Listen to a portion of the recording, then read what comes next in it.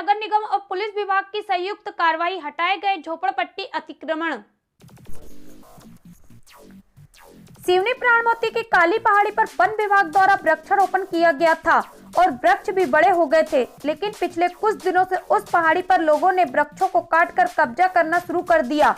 लोगों के द्वारा उसी वृक्ष की लकड़ियों से टपरियां बनाकर रहने लगे और देखते ही देखते पूरी पहाड़ियों पर सैकड़ों की संख्या में लोग बसने लगे।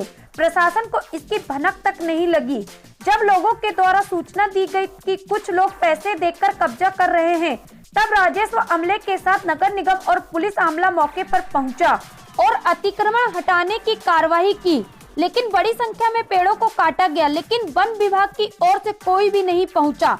अतिक्रमण हटाने की कार्रवाई तो शुरू कर दी, पर क्या जिन लोगों ने इन हरे भरे पेड़ों को काटा है उन पर कोई कार्रवाई हो पाएगी? कुछ लालची लोग अलग अलग जगह अतिक्रमण कर जमीन पर टपरियां बनाकर बाद में उसे गरीबों लोगों को औने पौने दामों में बेच देते हैं और उसी जमीन को प्रशासन द्वारा बाद में अतिक्रमण के नाम पर तोड़ दिया जाता है। गरीब अपना आशियाना बनाने के चक्कर में इन ठगी करने वालों की बातों में आ जाते हैं और पैसा और जमीन से हाथ धोने के बाद शासकीय कार्यालय के चक्कर काटते रहते हैं। शासकीय जमीन पर अवैध कब्जा करने का यह पहला मामला नहीं है। शहर के चारों तरफ कहीं भी नजर बढ़ाओ, शासकीय जमीन पर झोपड़पट्टी बनी हुई नजर आ जाएगी। केंद्र सरकार और प्रदेश सरकार कॉलोनी बनाकर गरीबों को पीएम आवास योजना के तहत मकान उपलब्ध करा रही है। उसके बाद भी शहरों में झोपड़ियों की संख्या बढ़ती ही जा रही है। आज तो विभागीय अमले ने अतिक्रमण हटा दिया, लेकिन उन जगह को सुरक्षित रख पाएंगे या नहीं, यह आगे देखने को मिलेगा। तहसील छिंदवाड़ा के अंतर्गत सिवनी प्राणमोती एरिया में काली टेकरी पर जहां वृक्षारोपण वन विभाग द्वारा किया गया था, उस एरिया में पिछले 15 दिनों से लोगों द्वारा अस्थायी अतिक्रमण की शिकायतें मिल रही थी। लोगों ने साड़ी बांध के, बांस बल्ली लगा के अस्थायी रूप से यहाँ जगह जगह अतिक्रमण कर लिया था और ये भी शिकायत मिल रही थी कुछ लोग सुनियोजित रूप से उनको पैसे ले देकर ये काम करवा रहे हैं। तो आज राजस्व का अमला, नगर निगम का अमला और पुलिस प्रशासन तीनों ने संयुक्त कार्रवाई सुबह से प्रारंभ की है और लगभग 25-30 झोपड़ियाँ जो अस्थायी थी, जिनमें कोई रहता नहीं है, केवल कब्जे की नीयत से यहाँ उन्होंने अपना एक एरिया बनाकर छोड़ दिया था और धीरे धीरे ये पूरी पहाड़ी पे कब्जा करने की कोशिश कर रहे थे। तो उनके इन जो दुर्भावना है कब्जे की, उसको नाकाम करने के लिए प्रशासन ने आज मुहिम छेड़ी है और माननीय कलेक्टर महोदय के निर्देश पे एसडीएम छिंदवाड़ा अतुल सिंह साहब ने जो निर्देश दिया है, उस पर सब टीम गठित होकर यहाँ कार्रवाई करें। गांगीवाड़ा के न्यू एकता ऑटो स्टैंड यूनियन द्वारा अवैध रूप से चल रहे ऑटो के विरुद्ध कार्रवाई की मांग को लेकर यातायात डीएसपी को सौंपा ज्ञापन।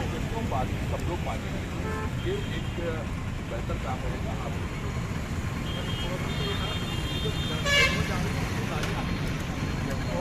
वो लिखा है ना, मैंने कहा पहले आप लोग जी। आज गांगीवाड़ा क्षेत्र के ऑटो चालक संघ लगभग संख्या 40 से 50 होगी, उन्होंने अपनी मांगें कुछ दी, जिसमें बताया गया है कि जो परेशानी है उसको दूर करने के लिए और कुछ जो अवैध ऑटो वाले आ जाते हैं उनकी समस्या को दूर करने के लिए मेरे द्वारा उनको नियमों में रहकर और जो ऑटो चालक ऑटो के जो नियम हैं उनका पालन करते हुए वाहन चलाने की बात कही गई है, जिसमें वो शहर में सभी ने स्वीकार किया है। उन्होंने स्वीकार किया है कि अगली 1 तारीख से 2023 से वो अब अपना एक यूनिफॉर्म भी पहनेंगे ताकि उनकी पहचान हो और उनकी जो भी मांगें दी हैं उस पर पूरी तथ्यात्मक जांच कर और युक्त विधि अनुरूप कार्रवाई उनके साथ की जाएगी और उनको उसका लाभ दिया जाएगा। संविदा स्वास्थ्य कर्मचारी संघ अपनी मांगों को लेकर अनिश्चितकालीन हड़ताल पर बैठे हैं।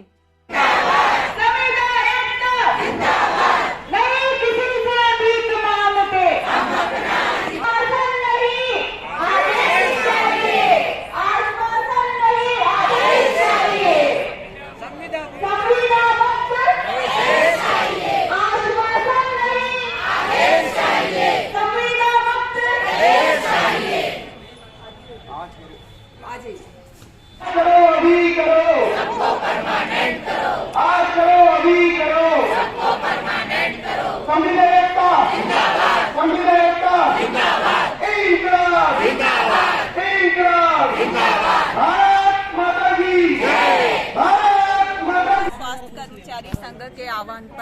आज हम समस्त 51 जिलों के स्वास्थ्य कर्मचारी अनिश्चितकालीन कलमबंद हड़ताल पर हैं। दिनांक 16 दिसंबर से हम लोग अनिश्चितकालीन हड़ताल पर हैं। हमारी इसमें दो मुख्य मांगे हैं। पहली मांगे है समस्त संविदा स्वास्थ्य कर्मचारियों का नियमितीकरण, दूसरी मांगे है हमारे समस्त निष्कासित साथियों की बहाली। मध्य प्रदेश संविदा स्वास्थ्य कर्मचारी संघ के आह्वान पर हम समस्त 51 जिलों के संविदा स्वास्थ्य कर्मचारी अनिश्चितकालीन हड़ताल में बैठे हुए हैं। हम लोगों की दो सूत्री मांगे हैं।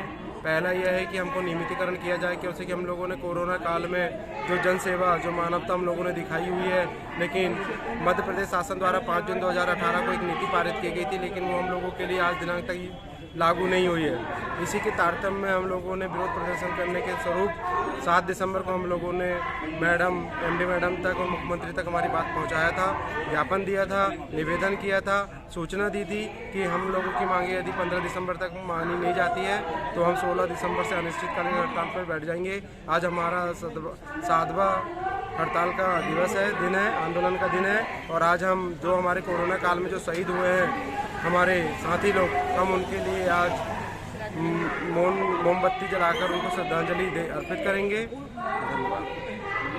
गुलाबरा में युवक आकाश शर्मा की आत्महत्या के मामले में परिजनों ने पुलिस पर गंभीर आरोप लगाते हुए प्रताड़ित करने की बात कही है। ये क्या है पूरा मामला, वो बताइए। मेरे भाई को उत्तम राजपूत के द्वारा बहुत ज्यादा प्रताड़ित किया है। अक्टूबर महीने से 3 महीने उनको बहुत ज्यादा परेशान किया गया है। बहुत ज्यादा पैसे की वजह से बहुत परेशान किया गया है कि आपको पैसे देने हैं, पैसे देने। और मेरे पापा को भी बहुत टॉर्चर किया गया है। और पैसों की वजह से ही मेन चीज है कि आप पे दूसरा झूठा केस लगाया जा रहा था उसके ऊपर, कि उसको झूठा केस फंसाने केस ना लगे, तो उस वजह से उन लोग पैसे मांग रहे थे। दीदी किस बात को लेकर वो पुलिस पैसे मांग रही? गली नंबर 18 में कोई जन्मदिन में कोई विवाद हुआ था, जिसके चलते कोई वहाँ पे कोई ST SC कोई है, कोई व्यक्ति, अज्ञात व्यक्ति, उन्होंने उसके ऊपर झूठा केस लगाया कि वहाँ मारपीट की। इवन उस आदमी ने उसके पेट पे हथौड़ा मारा था, हथौड़ा पेट में मारा था। और कुछ लेडीजों ने उसके ऊपर फालतू के इल्जाम लगाई थी, लेकिन जो एक्चुअल में जो लोग थे वो तो फंसे नहीं, लेकिन मेरे भाई को ही फंसाया गया, टारगेट किया गया। और मेरे पापा को पैसे देने के लिए प्रेशराइज किया गया कि आपको पैसे देने हैं। कॉल पे कॉल आते गए पैसे देने के लिए। इवन मेरे पापा ने किसी अदर अकाउंट में उन्हें पैसे दिया, और जब उन्हें पैसे दिया, इवन मेरे पापा ने एक बार कॉल रिकॉर्ड पे डाला तो उन्हें पता चल गया कॉल रिकॉर्ड पे हो रहा है, तो उन्होंने तुरंत फोन कट कर दिया।